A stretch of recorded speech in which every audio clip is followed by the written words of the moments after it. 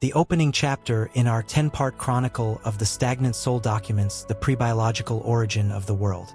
This is the narrative of primordial stasis, where the physical architecture of the soul, the cragged arch trees, and the everlasting dragons of the Age of Ancients represents the metabolic zero before the introduction of disparity.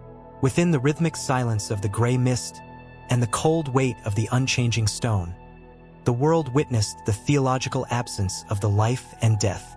The lore of this era is the fog. Its purpose was the physical maintenance of the eternal through the imposition of an absolute sameness. The history of the beginning is the history of the Great Gray, where the dragons existed without growth to ensure the world never felt the pain of the entropy.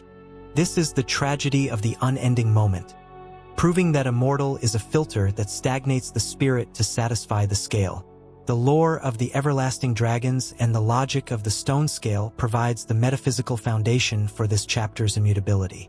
As the ancient monarchs of the mist, the dragons represented the physical declaration of the eternal residue. The lore suggests the scale is the icon of the biological invulnerability. Its purpose was the standardization of the static existence. By possessing a skin that defied the time, the dragons proved that identity is a hardened void, showing that divinity is a boredom. This reveals the inquisitorial purpose of the arch tree. The world needed a pillar to ensure the concept of the end never took root in the soil. This shows that the history of the ancients is a history of the grip which turns time into granite. The physical environment of the ash lake and the roots of the world provides insight into atmospheric continuity. This space, designed by depth, represented the universe's admission that the beginning was a silent foundation. The lore of the Great Hollow explains it was a ladder of the stasis, connecting the void to the sky, showing that light requires the hollowness of the support. This reveals the administrative purpose of the bark. The gods built a silo where the existence becomes a pillar to fuel the Lord's height. This was the era of the gray silt. This shows that the history of the lake is a history of the shell. The relationship between the first flame and the introduction of disparity represents sociological rupture. The fire emerged from the dark, representing the presence of the first difference in the heart of the gray. The lore suggests the flame is the icon of the sudden meaning. Its purpose was the maintenance of the emergent ambition. By creating heat and cold, life and death, the flame proved that order is conflict when the soul is born, showing that in Lordran, history hardens into heat. This reveals the cynical purpose of the spark. The world needed the friction to burn the scale. Furthermore, the lore of the four Lord Souls and the metabolic awakening represents infrastructural integration. From the fire, the Lords took the power, representing the persistence of the ambition in the heart of the cave. The lore suggests the Lord Soul is the icon of the concentrated potential. Its purpose was the maintenance of the deicidal rebellion. By grasping the soul of the sun, the death, the life, and the dark, the Lords proved that fate is a theft, showing that in the age of fire, divinity becomes a burden. This reveals the predatory purpose of the grab. The god needed the energy to supply the insanity of the war. The relationship between Seth the Scaleless and the evolutionary betrayal represents biological subjugation. The albino dragon born without scales represented the totalitarian nature of the anomalies need to destroy the perfect. The lore suggests the traitor is the archive of the envious revenge. Its purpose was the physical manifestation of the genetic mutiny. By revealing the secret of the stone to the gods, Seth proved that life kills the peace it meant to preserve when the brother bleeds, showing that in Lordran, history is a broken scale. This reveals the judicial purpose of the crystal. The father built the war to freeze the draconic will. The lore of Gwyn's sunlight bolts and the thermal execution represents infrastructural destruction. In the war, the sunlight provides the sensation of the piercing heat, representing the horror of the god's ability to standardize the demise of the immortals. The lore suggests the bolt is the filter of the vulnerability. Its purpose was the mechanical management of the scale stripping. This reveals the experimental purpose of the design. The gods built a lance to ensure that life was replaced by impact. This shows that the history of the bolt is a history of the crack. The relationship between the Witch of Izalith and the pyromancy of the beginning represents administrative fear. The witch used the fire to burn the archtrees, proving that the lords successfully standardized the global deforestation of the ancient home. The lore suggests the storm is the measurement of the lord's aggression. Its purpose was the creation of a psychological superiority. By placing the flame in the wood of the tree, the god confirmed that safety is ashes, showing that the sun required a moat of charred remains. This reveals the defensive purpose of the root. The god built the fire to avoid the gray. The act concludes with the silent observation of the dying dragon, realizing that the Age of Ancients was a silent patron of the stasis who hardened the spirit to preserve the skin. The purpose of the ancient lore was the universal exposure of the necessity of the disparity lie. It shows that eternity is a symptom of void. The player realizes the golden age of the dragons was a gray hollow for the Father. The rise of the lords is the final movement of the stasis lore, proving that in the world of Dark Souls, life is not a birth. It is a cover that exhausts the quiet to satisfy the crown. The legacy of the stasis is the horror of the pre-biological origin. Order was a bloody calculation, and stone was a tether used to anchor the world to the reality of insecurity. The purpose of the workshop of the beginning was to catalog the fracture. As the soul gleams in the dark, they understand the history of the ancients is the history of the crack, a crack that gilds the fear to maintain the illusion of the day. The second chapter in our 10-part chronicle documents the structural fabrication of the divine peak. This is the narrative of metabolic grandeur, where the physical architecture of the soul, the soaring buttresses, and the infinite marble stairways of Aner Londo represents the theological bulwark Gwyn established to distance the gods from the encroaching humanity. Within the rhythmic echo of the giant sentinels and the blinding radiance of the false sun, the world witnessed the theological hardening of the caste. The lore of this era is the divine displacement. Its purpose was the physical segregation of the human through the imposition of a celestial scale. The history of the city of the gods is the history of the great facade, where the deity elevated the masonry to ensure the undead felt the weight of their own smallness before the light. This is the tragedy of the empty throne, proving that majesty is a filter that exhausts the spirit to satisfy the crown. The lore of Gwyndolin and the logic of the persistent mirage provides the metaphysical foundation for this chapter's deceit. As the dark moon prince hides behind the image of the sun, he represented the physical declaration of the gods' abandonment. The lore suggests the illusion is the icon of the institutional denial. Its purpose was the standardization of the visual compliance. By casting a glow over a dead and cold capital, Gwyndolin proved that identity is a gilded shadow, showing that divinity is a lighthouse for the lost. This reveals the inquisitorial purpose of the sunlight. The gods needed a veil to ensure the hunter never saw the rot of the throne. This shows that the history of Aner Londo is a history of the lens, which turns despair into awe. The physical environment of the great cathedral and the vertical inaccessibility provides insight into atmospheric intimidation. This space, designed by Height, represented the gods' admission that the human was an infestation of the soil. The lore of the painting guardians explains they were silken sentry, protecting the gate to the other world, showing that light requires the isolation of the art. This reveals the administrative purpose of the ledge. The gods built a sieve where the human becomes a falling object to fuel the Lord's efficiency. This was the era of the golden spires. This shows that the history of the city is a history of the drop. The relationship between Ornstein and Smuff and the dual execution represents sociological polarization. The Dragon Slayer and the Executioner represented the presence of the gods' need to mangle the spirit through the speed and the impact. The lore suggests the duo is the icon of the ritualistic deterrence. Its purpose was the maintenance of the gatekeeper's terror.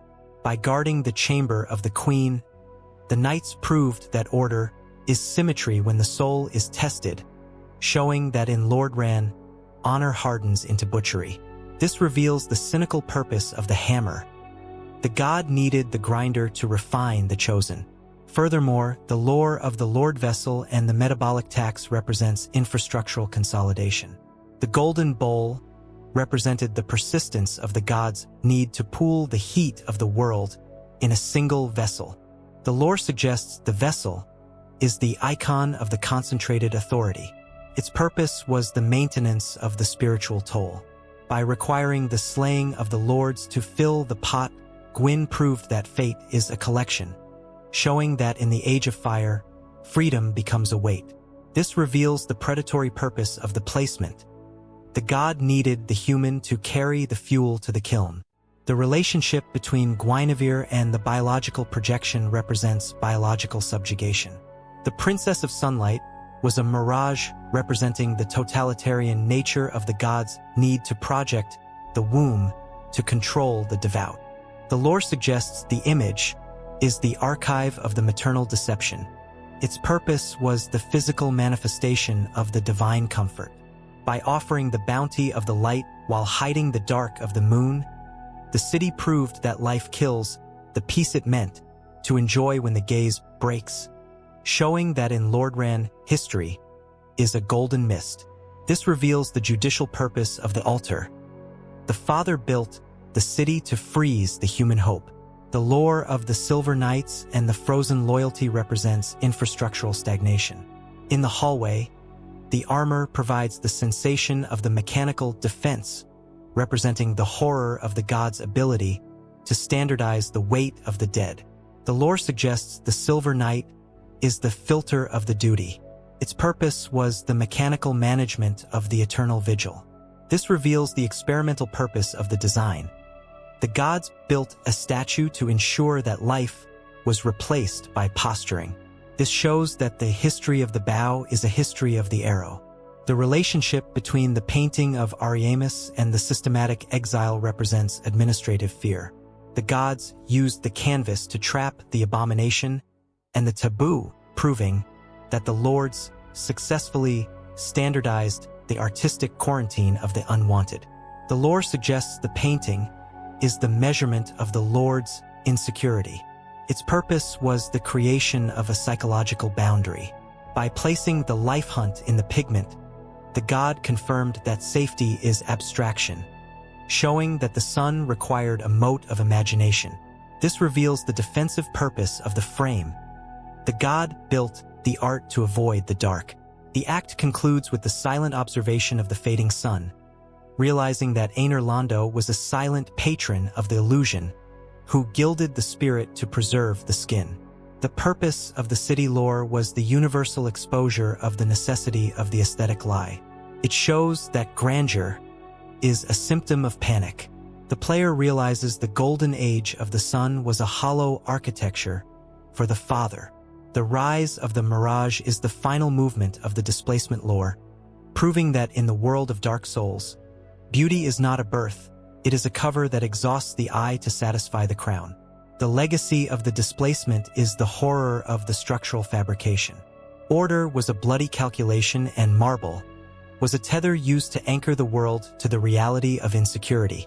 The purpose of the workshop of the city was to catalog the facade. As the sun gleams on the wall, they understand the history of Aner Londo is the history of the screen, a screen that gilds the fear to maintain the illusion of the day. The third chapter in our 10-part chronicle of the stagnant soul documents the catastrophic liquidization of the human potential. This is the narrative of infrastructural genocide, where the physical architecture of the soul, the waterlogged streets, and the sunken dwellings of New Londo ruins represents the metabolic amputation Gwyn's order performed to excise the rot of the abyss from the heart of the mortal kingdom. Within the rhythmic slosh of the stagnant water and the muffled screams of the ghostly residue, the world witnessed the theological submergence of the sin. The lore of this era is the ethical drowning. Its purpose was the physical containment of the abyssal growth through the imposition of a total environmental erasure. The history of the ruins is the history of the Great Flood, where the gods sacrificed an entire city to ensure the dark remained interred beneath the weight of the lake. This is the tragedy of the three sealers, proving that safety is a filter that drowns the spirit to satisfy the crown. The lore of the four kings and the logic of the fragmented soul provides the metaphysical foundation for this chapter's corruption. As the rulers of the city, the kings represented the physical acceptance of the Lord soul granted by Gwyn to govern the mortal ascension. The lore suggests the kings are the icon of the siphoned ambition. Its purpose was the standardization of the abyssal defection. By listening to the Kath and falling into the abyss to gain the power of the dark wraiths, the kings proved that identity is a liquid variable, showing that divinity is a hunger. This reveals the inquisitorial purpose of the shard. The gods needed a vassal to ensure the human accepted the gods' heat before they found their own dark. This shows that the history of New Londo is a history of the leak, which turns leadership into predation. The physical environment of the floodgates and the subterranean pressure provides insight into atmospheric suffocation. This space, designed by depth, represented the gods' admission that the human was a fluid threat. The lore of the Ingward and the Sealers explains they were sorcerers sacrificing the public to seal the kings, showing that light requires the stifling of the breath. This reveals the administrative purpose of the dam. The gods built a sieve where the human becomes a drowned memory to fuel the Lord's stability. This was the era of the blackened water. This shows that the history of the ruins is a history of the pressure. The relationship between the dark wraiths and the metabolic extraction represents sociological predation. The Knights of the Kings represented the presence of the gods' inability to satisfy the soul with sunlight. The lore suggests the life drain is the icon of the violent hunger. Its purpose was the maintenance of the spiritual cannibalism. By sucking the humanity from the chest of the undead, the wraith proved that order is starvation when the soul is vengeful, showing that in Lordran, progress hardens into vampirism. This reveals the cynical purpose of the glove. The god needed the killer to purge the vessel. Furthermore, the lore of the ghosts and the atmospheric trauma represents infrastructural residue. The banshees wailing in the sunken halls represented the persistence of the god's reach in the heart of the slaughter. The lore suggests the ghost is the icon of the unending grief. Its purpose was the maintenance of the geographic guard. By attacking the intruder from inside the walls, the residue proved that fate is a trauma, showing that in the Age of Fire, death becomes a barrier. This reveals the predatory purpose of the blade. The god needed the curse to supply the insanity of the seal. The relationship between the Covenant of Artorias and the metabolic insulation represents biological subjugation. The ring worn to walk the abyss represented the totalitarian nature of the gods' need to armor the spirit against the dark. The lore suggests the abyss is the archive of the dissolving reality. Its purpose was the physical manifestation of the divine fear. By requiring the ring of the fallen knight to face the kings, the city proved that life kills the peace it meant to enjoy when the void enters, showing that in Lordran, history is a black drowning. This reveals the judicial purpose of the abyss. The Father built the void to freeze the human genius. The lore of the transient curse and the sensory distortion represents infrastructural stagnation. In the water, the item provides the sensation of the partial death, representing the horror of the god's ability to standardize the ghostly contact. The lore suggests the hand is the filter of the liminality. Its purpose was the mechanical management of the spectral violence. This reveals the experimental purpose of the design. The gods built a contact to ensure that life was replaced by flickering. This shows that the history of the ruins is a history of the echo. The relationship between the Darkstalker Kath and the narrative subversion represents administrative fear. The serpent used the kings to trigger the nightfall, proving that the gods failed to quarantine the idea of the age of man. The lore suggests the serpent is the measurement of the Lord's insecurity. Its purpose was the creation of a psychological boundary. By placing the truth in the abyss, the god confirmed that safety is drowning, showing that the sun required a moat of stagnant souls. This reveals the defensive purpose of the seal. The god built the flood to avoid the dark. The act concludes with the silent observation of the empty abyss, realizing that New Londo Ruins was a silent patron of the erasure, who liquidized the spirit to preserve the skin. The purpose of the city lore was the universal exposure of the necessity of the ethical lie. It shows that purity is a symptom of panic. The player realizes the golden age of the Four Kings was a sunken sepulchre for the Father. The rise of the flood is the final movement of the drowning lore, proving that in the world of Dark Souls, justice is not a birth, it is a cover that exhausts the home to satisfy the crown. The legacy of the flood is the horror of the catastrophic liquidization. Order was a bloody calculation, and water was a tether used to anchor the world to the reality of insecurity. The purpose of the workshop of the ruins was to catalog the silence. As the moon gleams on the wet stone, they understand the history of New Londo is the history of the sink, a sink that gilds the fear to maintain the illusion of the day. The fourth chapter in our 10-part chronicle of the stagnant soul documents the metabolic mutiny of the primeval flame. This is the narrative of biological failure, where the physical architecture of the soul, the molten lava plains, and the twisted roots of lost Izalith represents the genetic overdrive the Witch of Izalith triggered in her desperate attempt to duplicate the first flame.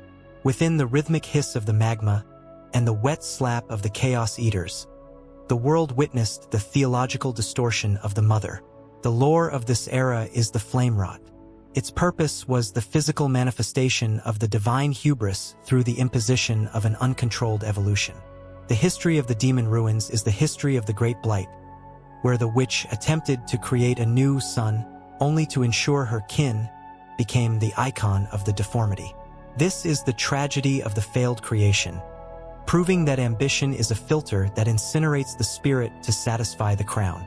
The lore of the bed of chaos and the logic of the entangled mutation provides the metaphysical foundation for this chapter's collapse. As the source of all demons, the bed represented the physical acceptance of the Lord soul, turned into a cancerous engine. The lore suggests the bed is the icon of the maternal agony. Its purpose was the standardization of the chaotic regression. By fusing the witch and her daughters into a giant insect clinging to the roots of the world, the flame proved that identity is a volatile variable, showing that divinity is a spasm. This reveals the inquisitorial purpose of the nursery. The gods needed a warning to ensure the human never messed with the fundamental physics of the soul. This shows that the history of Izalith is a history of the burn, which turns motherhood into monstrosity. The physical environment of the lava lake and the geological indigestion provides insight into atmospheric hostility. This space, designed by heat, represented the gods' admission that the life was a destructive force. The lore of the centipede demon explains it was a byproduct of the lost ring of the Kos, showing that light requires the ignition of the internal. This reveals the administrative purpose of the basin. The gods built a silo where the human becomes a charred remnant to fuel the Lord's efficiency. This was the era of the molten silt. This shows that the history of the ruins is a history of the heat. The relationship between the chaos servants and the metabolic sacrifice represents sociological parasitism. The fair lady sucked the blight piss from the dying, representing the presence of the gods' need to ease the pain while extending the suffering. The lore suggests the sister is the icon of the compassionate deformity. Its purpose was the maintenance of the spiritual debt. By giving humanity to the egg-bearer, the servant proved that order is sickness when the soul is kind, showing that in Lordran, love hardens into cysts. This reveals the cynical purpose of the egg. The god needed the frail to nurture the insanity of the flame. Furthermore, the lore of the Kirk, Knight of Thorns, and the violent charity represents infrastructural polarization. The Knight invaded the undead to collect the humanity for his lady, representing the persistence of the gods' need to turn the crime into a service. The lore suggests the Thorns is the icon of the jagged protection. Its purpose was the maintenance of the hostile philanthropy. By bleeding the stranger to heal the mother, Kirk proved that fate is a harrowing, showing that in the Age of Fire, sacrifice becomes a point. This reveals the predatory purpose of the spike. The god needed the armor to supply the insanity of the need. The relationship between the ceaseless discharge and the perpetual agony represents biological subjugation. The brother of the witches stands in the lava to guard the clothes of the dead, representing the totalitarian nature of the god's need to turn the grief into a grip. The lore suggests the discharge is the archive of the leaking sorrow. Its purpose was the physical manifestation of the divine wound. By crying the magma from the body that only knows the burn, the giant proved that life kills the peace it meant to enjoy when the flesh splits, showing that in Lordran history is a glowing sore. This reveals the judicial purpose of the basin. The father built the basalt to freeze the human scream. The lore of the orange charred ring and the thermal insulation represents infrastructural stagnation. In the fire, the item provides the sensation of the protective cinder, representing the horror of the god's ability to standardize the endurance of the hell.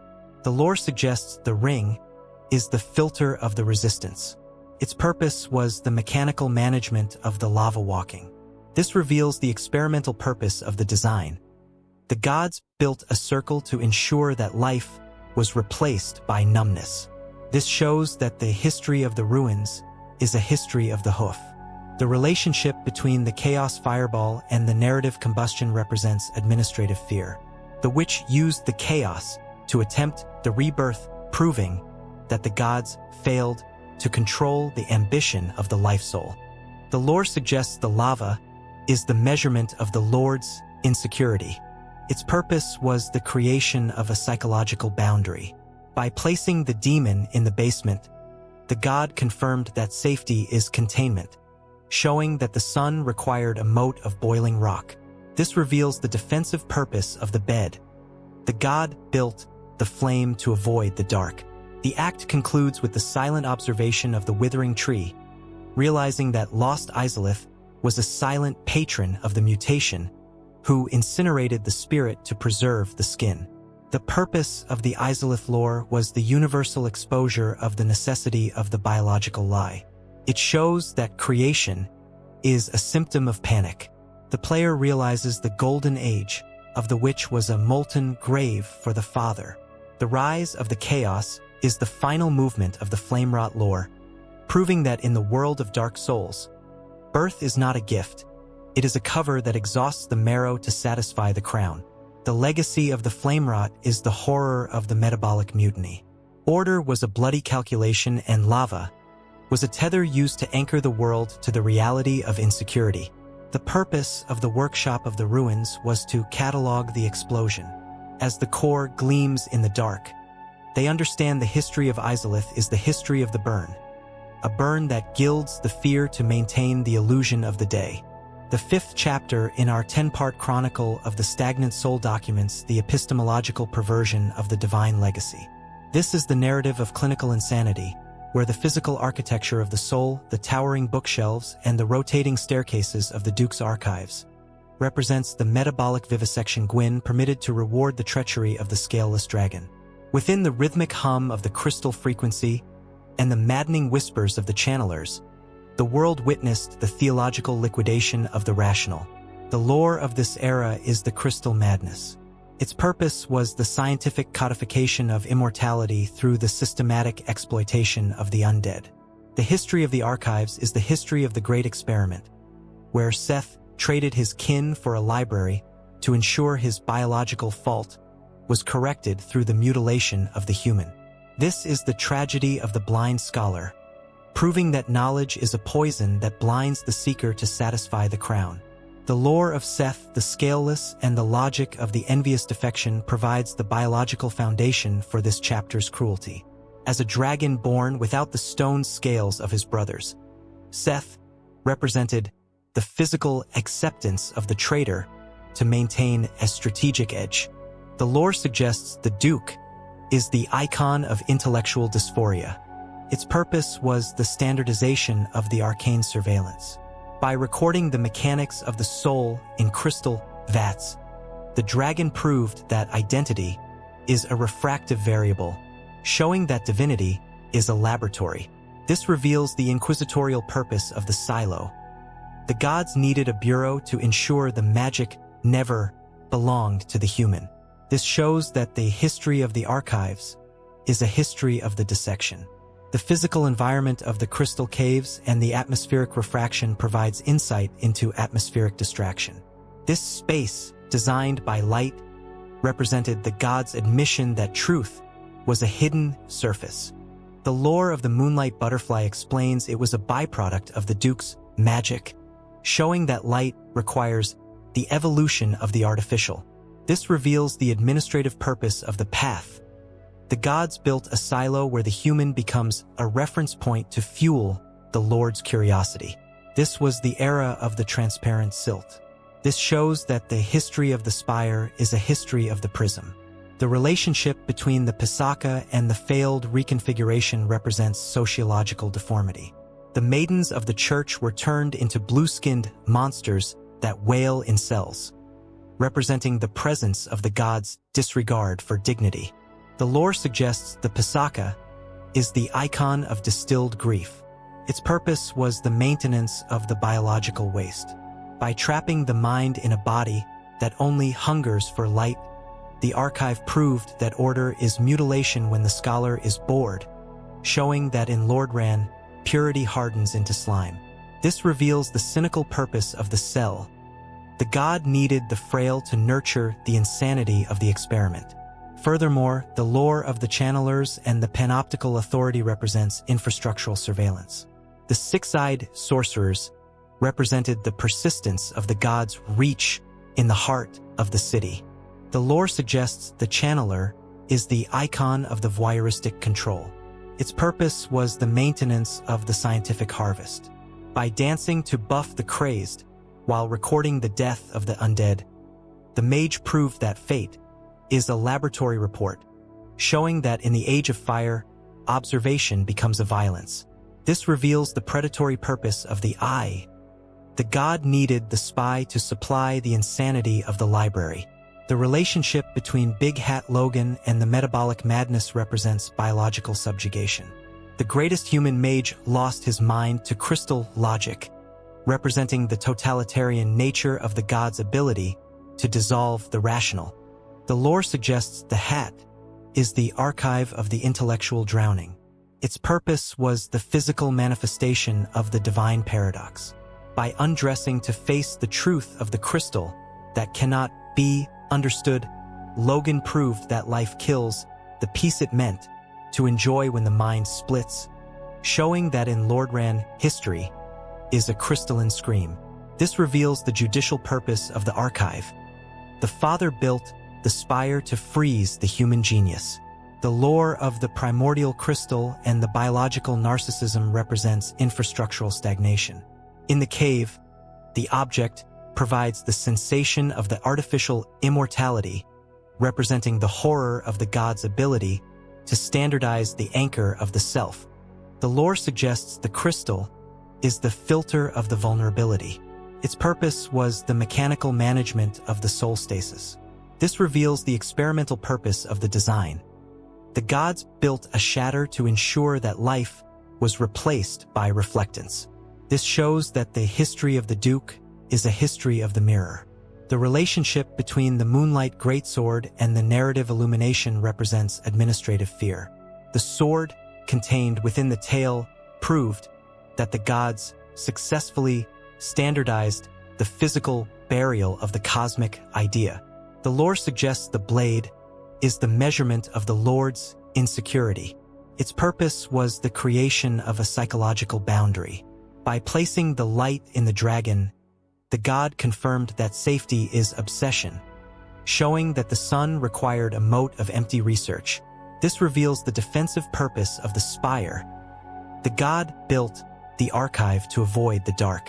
The act concludes with the silent observation of the rotating bookshelf, realizing that the Duke's archives was a silent patron of the insanity who shattered the spirit to preserve the skin. The purpose of the archive lore was the universal exposure of the necessity of the intellectual lie. It shows that wisdom is a symptom of panic. The player realizes the golden age of the scholar was a crystal grave for the father. The rise of the madness is the final movement of the insanity lore, proving that in the world of Dark Souls, scholarship is not a birth. It is a cover that exhausts the brain to satisfy the crown. The legacy of the insanity is the horror of the epistemological perversion. Order was a bloody calculation, and paper was a tether used to anchor the world to the reality of insecurity. The purpose of the workshop of the mind was to catalog the fracture. As the crystal gleams on the wall, they understand the history of the archives is the history of the fracture, a fracture that gilds the fear to maintain the illusion of the day.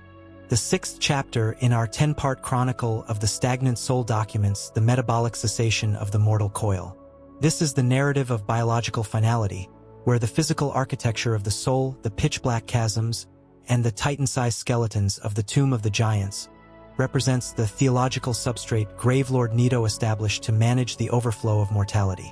Within the rhythmic scuttle of the bone beasts and the suffocating silence of the total dark, the world witnessed the theological solidification of the end. The lore of this era is the grave. Its purpose was the physical categorization of the expired through the imposition of a subterranean void. The history of the catacombs is the history of the Great Rest, where the first of the dead administered the miasma to ensure the life felt the pull of the earth before the flame faded. This is the tragedy of the Silent King, proving that death is a filter that stabilizes the spirit to satisfy the crown. The lore of Gravelord Nito and the logic of the skeletal conglomerate provides the metaphysical foundation for this chapter's darkness. As the first to claim a Lord soul from the flame, Nito represented the physical acceptance of the entropy required to balance the sunlight. The lore suggests the Gravelord is the icon of the ancestral decay. Its purpose was the standardization of the funereal bureaucracy. By clinging to the bones of the fallen to form a massive cloak of skeletal remains, Nito proved that identity is a communal grave, showing that divinity is a cessation. This reveals the inquisitorial purpose of the sarcophagus. The gods needed a lid to ensure the human remained still in the soil. This shows that the history of the tomb is a history of the weight, which turns time into dust. The physical environment of the absolute darkness and the sensory deprivation provides insight into atmospheric extinction. This space, designed by absence, represented the gods' admission that the end was a private void. The lore of the skull lantern explains it was a tool of the light turned into a crutch for the living, showing that visibility requires the ignition of the expired. This reveals the administrative purpose of the pit. The gods built a silo where the human becomes a fumbling object to fuel the Lord's gravity. This was the era of the sightless silt. This shows that the history of the grave is a history of the blindness. The relationship between Pinwheel and the intellectual theft of the right represents sociological desperation. The necromancer stole the power of the Gravelord to attempt the resurrection of his family, representing the presence of the human need to undo the god's finality. The lore suggests the mask is the icon of the triple regret. Its purpose was the maintenance of the failed alchemy. By merging the father, mother, and child into a single cursed body, Pinwheel proved that order is disfiguration when the soul is grieving, showing that in Lordran, hope hardens into soot. This reveals the cynical purpose of the rite. The god needed the kindling to nurture the insanity of the grave. Furthermore, the lore of the patches and the moral predation represents infrastructural betrayal. The hyena kicked the cleric into the pit, representing the persistence of the human tendency to eat the faithful in the dark. The lore suggests the kick is the icon of the social treachery. Its purpose was the maintenance of the natural scavenging. By stripping the dead of their trinkets while laughing at the gods, Patches proved that fate is a prank, showing that in the Age of Fire, survival becomes a shove. This reveals the predatory purpose of the shield. The god needed the fool to supply the insanity of the depths. The relationship between Rhea of Thorolund and the divine abandonment represents biological subjugation. The maiden lost her guardians to the hollow curse in the pitch black, representing the totalitarian nature of the god's need to test the sanctity with total isolation. The lore suggests the prayer is the archive of the silent response. Its purpose was the physical manifestation of the divine neglect. By cowering in the grave of the giants, while the gods watched from above, Rhea proved that life kills the peace it meant to enjoy when the light fails, showing that in Lordran history is a whispered sob. This reveals the judicial purpose of the cliff. The Father built the dark to freeze the human devotion. The lore of the Gravelord sword and the miasmic infection represents infrastructural stagnation. In the casket, the blade provides the sensation of the rotting potency, representing the horror of the god's ability to standardize the lethal stench. The lore suggests the sword is the filter of the toxicity. Its purpose was the mechanical management of the soul poisoning. This reveals the experimental purpose of the design. The gods built a cure to ensure that life was replaced by necrosis. This shows that the history of the dead is a history of the bone. The relationship between the giant skeletons and the biological architecture represents administrative fear. The giants guarded the casket to prevent the human from disturbing the sleep of the death soul, proving that the gods successfully standardized the monstrous barrier of the underworld. The lore suggests the giant is the measurement of the Lord's paranoia. Its purpose was the creation of a psychological boundary. By placing the skeleton in the path, the god confirmed that safety is immobility, showing that the sun required a moat of empty ribs. This reveals the defensive purpose of the tomb. The god built the grave to avoid the dark. The act concludes with the silent observation of the skeletal king, realizing that Tomb of the Giants was a silent patron of the cessation, who stilled the spirit to preserve the skin. The purpose of the grave lore was the universal exposure of the necessity of the biological lie. It shows that rest is a symptom of panic. The player realizes the golden age of the dead was a silent abyss for the Father. The rise of the grave is the final movement of the finality lore, proving that in the world of Dark Souls, end is not a birth. It is a cover that exhausts the pulse to satisfy the crown. The legacy of the grave is the horror of the biological finality. Order was a bloody calculation, and bone was a tether used to anchor the world to the reality of insecurity. The purpose of the workshop of the sarcophagus was to catalog the stasis. As the eye gleams in the skull, they understand the history of the tomb is the history of the silence, a silence that gilds the fear to maintain the illusion of the day. The 7th chapter in our 10-part chronicle of the stagnant soul documents the temporal regression of the human spirit. This is the narrative of primordial darkness, where the physical architecture of the soul, the lush gardens of Owalasile, and the subterranean chasm of the abyss represents the metabolic rupture caused by the awakening of the Father of the Abyss. Within the rhythmic hiss of the dark fog and the agonized roars of the corrupted nights, the world witnessed the theological liquidation of the ancient peace. The lore of this era is the primordial descent. Its purpose was the physical exposure of the untamed humanity through the imposition of an eldritch mutation. The history of the sanctuary is the history of the Great Awakening, where the sorcery of man disturbed the grave of the first man to ensure the dark rose to consume the light. This is the tragedy of the broken shield, proving that heroism is a filter that mangles the spirit to satisfy the crown.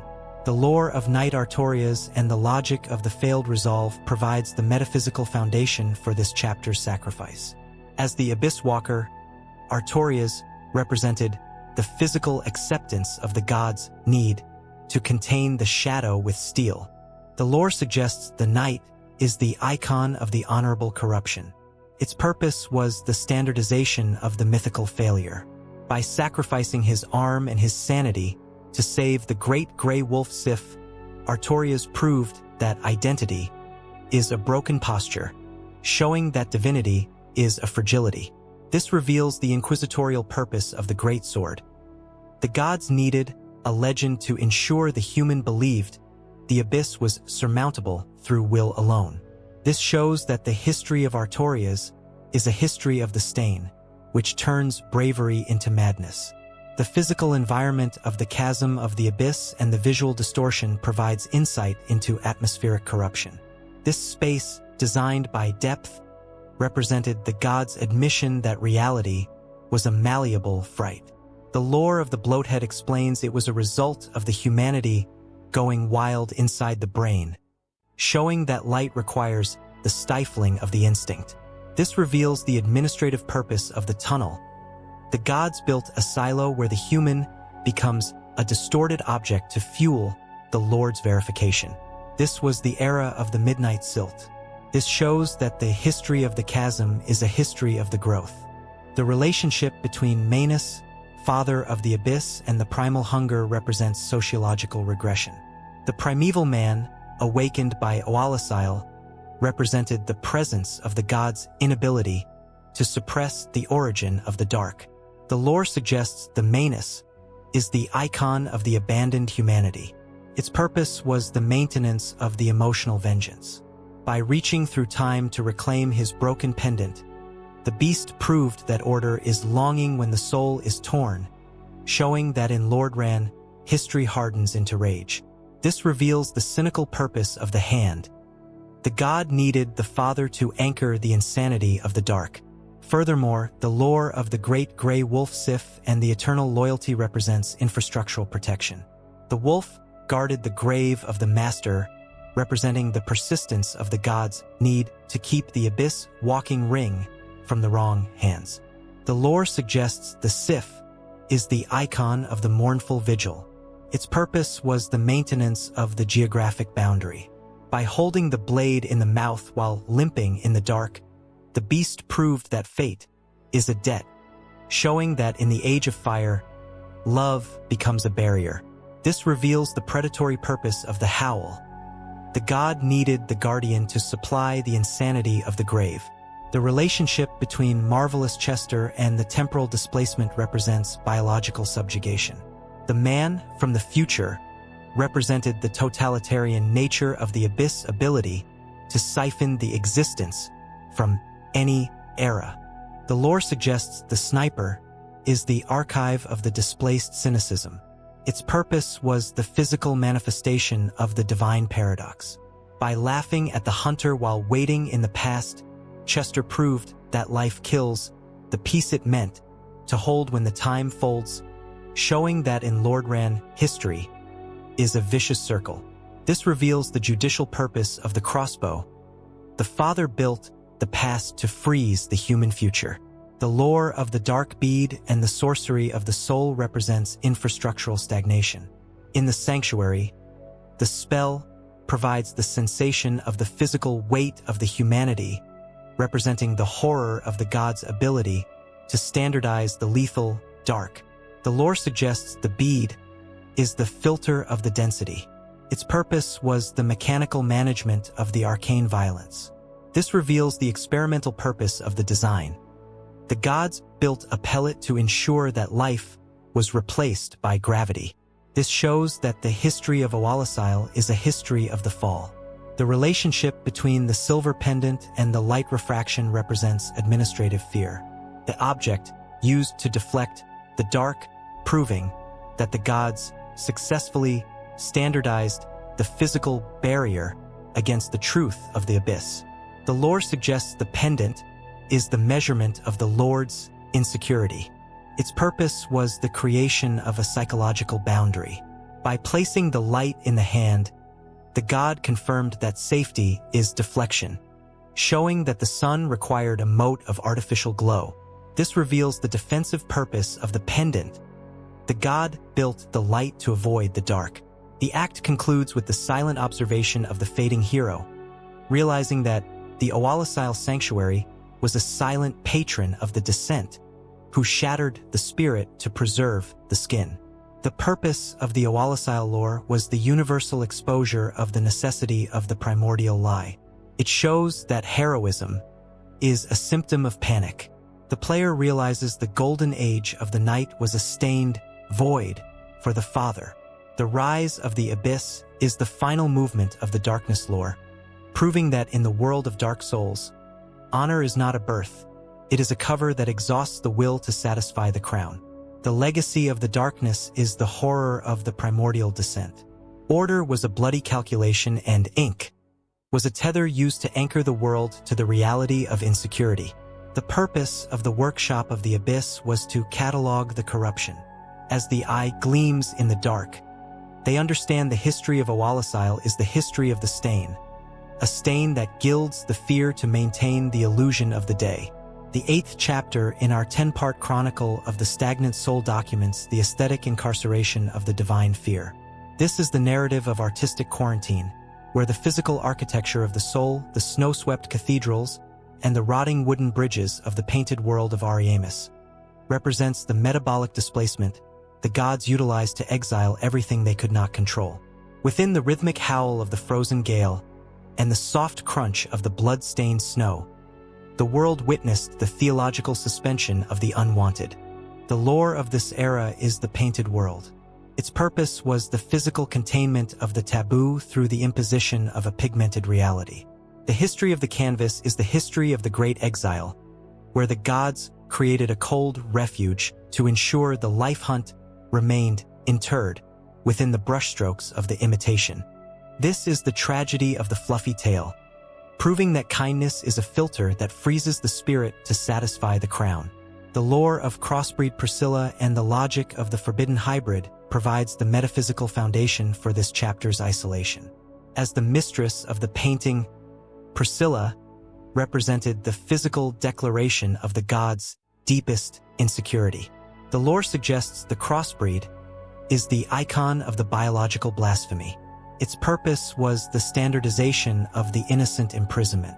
By possessing the life hunt power that threatened the immortality of the lords, Priscilla was locked away despite her gentle soul, proving that identity is a dangerous anomaly, showing that divinity is a paranoia. This reveals the inquisitorial purpose of the doll. The gods needed a box to ensure the hunter never used the scalpel against the throne. This shows that the history of Ariamis is a history of the pigment, which turns existence into exile. The physical environment of the rotting phalanx and the sculptural decay provides insight into atmospheric stagnation. This space, designed by Canvas, represented the gods' admission that perfection was a cold lie. The lore of the phalanx explains they were malformed protectors clinging to the statue of the mother, showing that light requires the shielding of the grotesque. This reveals the administrative purpose of the courtyard. The gods built a silo where the human becomes a spear point to fuel the Lord's isolation. This was the era of the painted silt. This shows that the history of the bridge is a history of the stroke. The relationship between the life hunt scythe and the metabolic erasure represents sociological polarization. The weapon wielded by Priscilla represented the presence of the god's vulnerability to the will of the natural end. The lore suggests the scythe is the icon of the fatal harvest. Its purpose was the maintenance of the evolutionary deterrence. By cutting through the spiritual armor of the immortal, the blade proved that order is fragile when the soul is sustained, showing that in Lordran, power hardens into fear. This reveals the cynical purpose of the blade. The god needed the exile to neutralize the threat. Furthermore, the lore of the peculiar doll and the childlike key represents infrastructural integration. The toy, found in the asylum, represented the persistence of the god's need to link the madness to the art. The lore suggests the doll is the icon of the forgotten childhood. Its purpose was the maintenance of the subconscious trap. By pulling the undead into the frame through the memory of the cell, the painting proved that fate is a pull, showing that in the age of fire, nostalgia becomes a prison. This reveals the predatory purpose of the canvas. The god needed the image to supply the insanity of the void. The relationship between the King Jeremiah and the chaotic residue represents biological subjugation. The Xanthus king represented the totalitarian nature of the painting's ability to house the broken ambition of the flame sages. The lore suggests the crown is the archive of the intellectual bloat. Its purpose was the physical manifestation of the divine disposal. By wrapping the head in yellow cloth to hide the transformation of the mind, Jeremiah proved that life kills the peace it meant to enjoy when the flesh swells, showing that in Lordran, history is a ragbound secret. This reveals the judicial purpose of the arena. The father built the snow to freeze the human heat. The lore of the blood shield and the biological resistance represents infrastructural stagnation. In the cathedral, the shield provides the sensation of the infectious immunity, representing the horror of the god's ability to standardize the endurance of the exiled. The lore suggests the shield is the filter of the contagion. Its purpose was the mechanical management of the toxic contact. This reveals the experimental purpose of the design. The gods built a barrier to ensure that life was replaced by defense. This shows that the history of the painting is a history of the crust. The relationship between the Velka, goddess of sin, and the narrative oversight represents administrative fear. The rapiers and the black robes found in the painting proved that the gods successfully standardized the quarantine of the judicial power that questioned the lords. The lore suggests the crow is the measurement of the lord's guilt. Its purpose was the creation of a psychological boundary. By placing the justice in the snow, the god confirmed that safety is distance, showing that the sun required a mote of imaginary sorrow. This reveals the defensive purpose of the frame. The god built the art to avoid the dark. The act concludes with the silent observation of the leap of faith, realizing that the painted world of Ariamis was a silent patron of the exile who painted the spirit to preserve the skin. The purpose of the painting lore was the universal exposure of the necessity of the aesthetic lie. It shows that peace is a symptom of panic. The player realizes the golden age of the crossbreed was a frozen void for the father. The rise of the exile is the final movement of the taboo lore, proving that in the world of dark souls, mercy is not a birth. It is a cover that exhausts the heart to satisfy the crown. The legacy of the exile is the horror of the aesthetic incarceration. Order was a bloody calculation, and oil was a tether used to anchor the world to the reality of insecurity. The purpose of the workshop of the canvas was to catalog the stasis. As the flake gleams on the hand, they understand the history of Ariamis is the history of the frame, a frame that gilds the fear to maintain the illusion of the day. The 9th chapter in our 10-part chronicle of the stagnant soul documents the metabolic self-immolation of the divine source. This is the narrative of final combustion, where the physical architecture of the soul, the ashen wasteland, and the white stone ribs of the kiln of the first flame represents the thermal exhaustion Gwyn accepted to delay the natural progression of the world. Within the rhythmic hiss of the fading cinder and the soft drift of the white ash, the world witnessed the theological reduction of the god to fuel. The lore of this era is the Lord of Cinder. Its purpose was the physical extension of the age of fire through the imposition of a perpetual burn. The history of the kiln is the history of the great sacrifice, where the king of sunlight sacrificed his body and his mind to ensure the world remained warm despite the dark rising in the heart of man. This is the tragedy of the burnt king, proving that order is a filter that incinerates the spirit to satisfy the crown. The lore of Gwyn and the logic of the first linking provides the metaphysical foundation for this chapter's despair.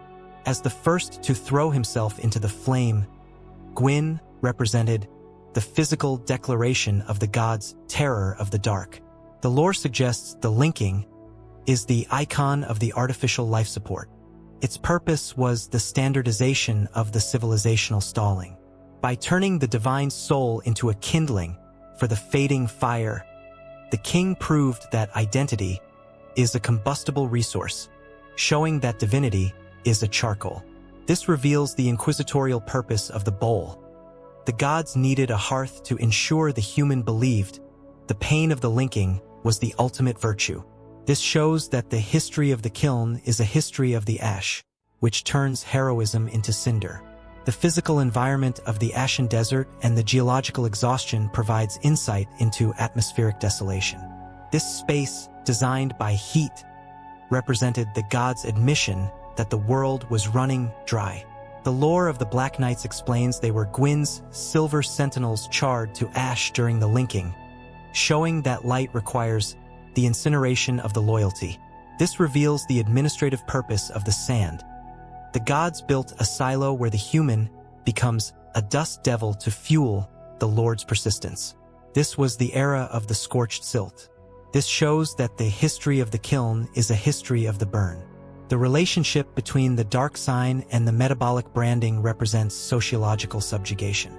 The gods placed the ring of fire around the dark soul of the human, representing the presence of the gods' need to shackle the humanity to the flame. The lore suggests the dark sign is the icon of the forced stewardship. Its purpose was the maintenance of the cyclic extraction. By forcing the undead to burn their humanity at the bonfire, the king proved that order is parasitism when the soul is resilient, showing that in Lordran, life hardens into shackles. This reveals the cynical purpose of the branding. The god needed the battery to nurture the insanity of the age. Furthermore, the lore of the Great Lord Greatsword and the hollow edge represents infrastructural degradation. The blade wielded by the Lord of Cinder represented the persistence of the god's need to fight, even when the mind was gone. The lore suggests the Greatsword is the icon of the instinctual defense. Its purpose was the maintenance of the terminal deterrence. By swinging the steel with the frenzy of a beast trapped in the embers, Gwyn proved that fate is a reflex, showing that in the Age of Fire, majesty becomes a scrappage. This reveals the predatory purpose of the swing. The god needed the sentry to supply the insanity of the weight. The relationship between the bonfire and the metabolic taxation represents biological overdrive. In the kiln, the flame provides the sensation of the ultimate conversion, representing the horror of the god's ability to standardize the end of the self. The lore suggests the linking is the archive of the perpetual expiry. Its purpose was the physical manifestation of the divine suicide. By turning the flesh into a liquid fuel to hold the sun in the sky, the king proved that life kills the peace it meant to enjoy when the flame hungers, showing that in Lordran, history is a glowing exhaustion. This reveals the judicial purpose of the hearth. The father built the kiln to freeze the human dark. The lore of the sunlight spear and the faded radiance represents infrastructural stagnation. In the ash, the miracle provides the sensation of the weakened voltage, representing the horror of the god's ability to standardize the decline of the power. The lore suggests the spear is the filter of the dimming. Its purpose was the mechanical management of the thermal decay. This reveals the experimental purpose of the design. The gods built a spark to ensure that life was replaced by flicker. This shows that the history of the king is a history of the ember. The relationship between the kiln gate and the narrative enclosure represents administrative fear. The gate closed behind the Lord to prevent the human from seeing the hollow truth of the deity, proving that the gods successfully standardized the seclusion of the final failure. The lore suggests the wall is the measurement of the Lord's shame. Its purpose was the creation of a psychological boundary. By placing the god in the ashtray, the father confirmed that safety is burning, showing that the sun required a mote of gray residue. This reveals the defensive purpose of the gate. The god built the kiln to avoid the dark. The act concludes with the silent observation of the slumping king, realizing that the kiln of the first flame was a silent patron of the combustion, who incinerated the spirit to preserve the skin. The purpose of the kiln lore was the universal exposure of the necessity of the thermal lie. It shows that warmth is a symptom of panic. The player realizes the golden age of the sun was a burnt void for the father. The rise of the ash is the final movement of the cinder lore, proving that in the world of dark souls, linking is not a birth, it is a cover that exhausts the marrow to satisfy the crown. The legacy of the ash is the horror of the metabolic self-immolation. Order was a bloody calculation, and cinder was a tether used to anchor the world to the reality of insecurity. The purpose of the workshop of the flame was to catalog the exhaustion. As the ember gleams on the sword, they understand the history of the kiln is the history of the burn, a burn that gilds the fear to maintain the illusion of the day. The 10th and final chapter in our chronicle of the stagnant soul documents the existential bifurcation of the cosmic path. This is the narrative of structural resolution, where the physical architecture of the soul, the fading ember of the primordial fire, and the infinite dark of the void within the kiln of the first flame represents the metabolic ultimatum the chosen undead must face. Within the rhythmic crackle of the final spark and the heavy silence of the encroaching night, the world witnessed the theological determination of the future. The lore of this era is the choice. Its purpose was the physical manifestation of the human will through the imposition of a narrative paradox. The history of the end is the history of the great decision, where the hollow decided to either burn to prolong the gods or walk to inaugurate the age of dark. This is the tragedy of the final step, proving that freedom is a filter that exhausts the walker to satisfy the crown. The lore of the primordial serpents and the logic of the dual narrative provides the metaphysical foundation for this chapter's conflict. As the Frampt and Koth represented the physical polarity of the gods' manipulation and the abyss ambition, they proved that truth is a malleable resource. The lore suggests the serpent is the icon of the linguistic trap. Its purpose was the standardization of the binary coercion. By whispering opposing destinies into the ear of the undead, the serpents ensured that identity is a scripted variable, showing that divinity is a debate. This reveals the inquisitorial purpose of the tongue. The world needed a guide to ensure the human believed their destiny was chosen and not inherited. This shows that the history of the choice is a history of the echo. The physical environment of the empty arena and the finality of the kiln provides insight into atmospheric vacuity. This space, designed by completion, represented the gods' admission that history was a point of no return. The lore of the first flame explains it was the heart of the disparity fading into nothingness, showing that light requires the total expenditure of the vessel. This reveals the administrative purpose of the cinder.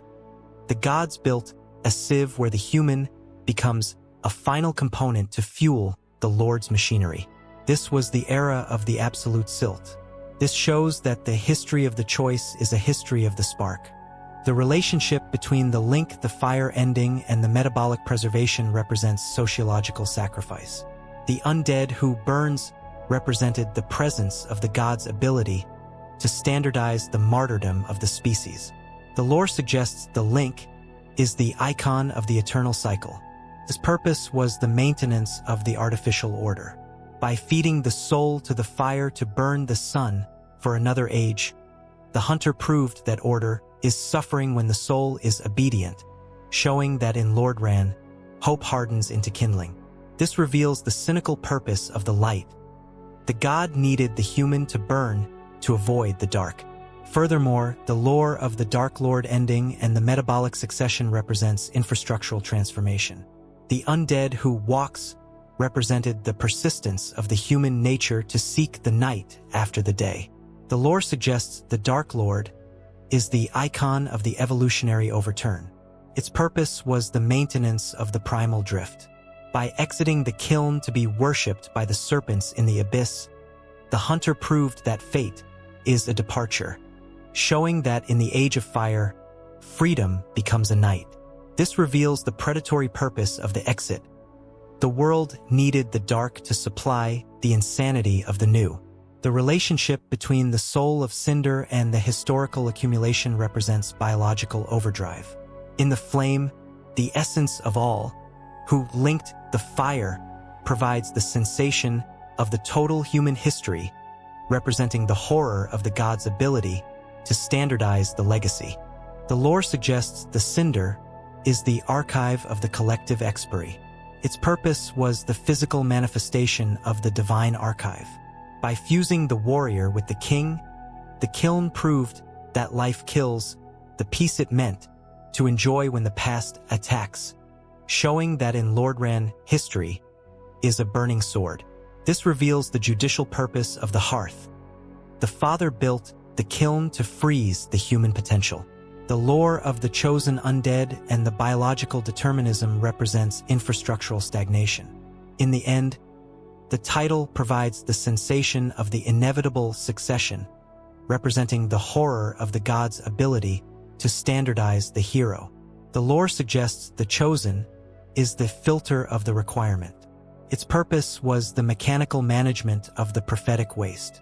This reveals the experimental purpose of the design. The gods built a legend to ensure that life was replaced by requirement. This shows that the history of the soul is a history of the dead. The relationship between the final bonfire and the narrative anchor represents administrative fear. The flame sits in the center of the world to anchor the reality to the will of the participant, proving that the gods successfully standardized the physical burden of the existence. The lore suggests the embers are the measurement of the Lord's insecurity. Its purpose was the creation of a psychological boundary. By placing the weight in the hand of the hollow, the father confirmed that safety is sacrifice, showing that the sun required a mote of human heat. This reveals the defensive purpose of the gate. The god built the kiln to avoid the dark. The act concludes with the silent observation of the final flame, realizing that the choice of the flame was a silent patron of the resolution, who decided the spirit to preserve the skin. The purpose of the choice lore was the universal exposure of the necessity of the existential lie. It shows that decision is a symptom of panic. The player realizes the golden age of the soul was a bifurcated void for the father. The rise of the choice is the final movement of the closure lore, proving that in the world of Dark Souls, freedom is not a birth, it is a cover that exhausts the will to satisfy the crown. The legacy of the choice is the horror of the existential bifurcation. Order was a bloody calculation, and ash was a tether used to anchor the world to the reality of insecurity. The purpose of the workshop of the end was to catalog the path. As the ember gleams or the dark enters, they understand the history of Lordran is the history of the loop, a loop that gilds the fear to maintain the illusion of the day.